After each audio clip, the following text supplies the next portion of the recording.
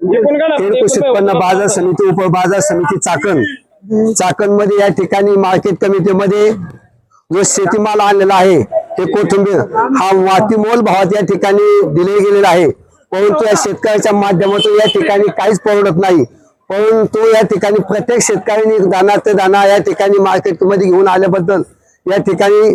प्रथमतः आडतदार या ठिकाणी चांगल्या पद्धतीने सेवा करतात, परंतु याला मालाचा भावच नाही, शेतकऱ्यांना या ठिकाणी भाडं भागत नाही आणि त्या ठिकाणची आपण गाडी आणतो, गाडीला भाडं या ठिकाणी या बाईला 100 ते 150 तिला 300 रुपये हजेरी जवळ सकाळी 11 वाजता 6 वाजता जाते, पण शेतकऱ्याच्या हातामध्ये या ठिकाणी काहीच राहत नाही। परंतु असं जर मार्केट कमिटीमध्ये या ठिकाणी मालाचं जर चाललं तर या ठिकाणी आपल्याला शेतकऱ्याच्या माध्यमातून काही हातात येत नाही।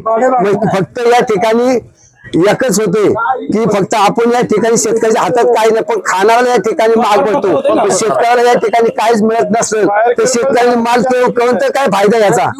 या ठिकाणी आपण शेतकऱ्याच्या माध्यमातून विचार केला या ठिकाणी देणे सुद्धा म्हणजे शेतीने शेतकऱ्याने माल जर नाही केला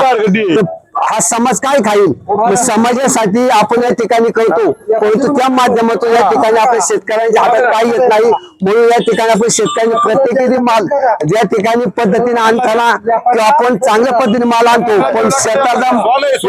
या सोनं माल आहे